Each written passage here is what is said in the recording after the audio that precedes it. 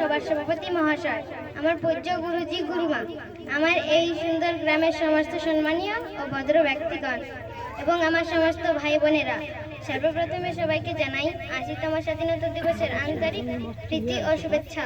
আজকের এই সুন্দর দিনটাতে আমাকে কিছু বলতে সুযোগ দেওয়ার জন্য আমি নিজেকে ধন্য মনে করছি। আজকে আমরা কেন কি কারণে একত্র হয়েছি এই বিষয়ে সবাই জানেন। আজকে হলো আমাদের মহান দেশ ভারতের স্বাধীনতার দিন। এই দিন ১৯৪৭ মসিহা অগস্ট মাসের ১৫ তারিখ ব্রিটিশ শাসন থেকে মুক্তি পেয়েছিল। এই ভারতবাসীকে মুক্ত করার জন্য অসংখ্য দেশবাসী প্রাণ ত্যাগ করেছিল। শুধুমাত্র ভারতকে মুক্ত করার জন্য, যথা আমাদের হিরো সুভাষচন্দ্র বোস, মহাত্মা গান্ধী, সর্দার বল্লভভাই পটেল, লাল বাহাদুর শাস্ত্রী, ভগৎ সিং, এমান মোহন আরও অনেক মায়ের সন্তান প্রাণ বলিদান দিয়েছিল। সুভাষচন্দ্র বোস আহ্বান করেছিল, আমাকে রক্ত দিন, আমি তোমাদেরকে স্বাধীনতা দেব।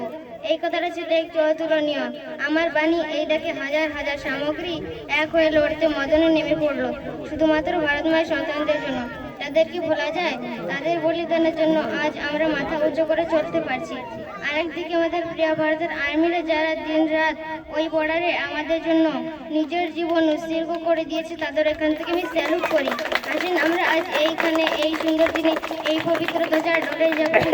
আমরা তাদের বলিদান ব্যর্থ যেতে দেব না। সবাই একটা উচিত নাগরিক হয়ে ভারত মায়ের মাথা উঁচু করে রাখবো। এতটুকু বলে আমি আমার বক্তব্য সমাপ্ত করলাম। জয় হিন্দ, জয় ভারত।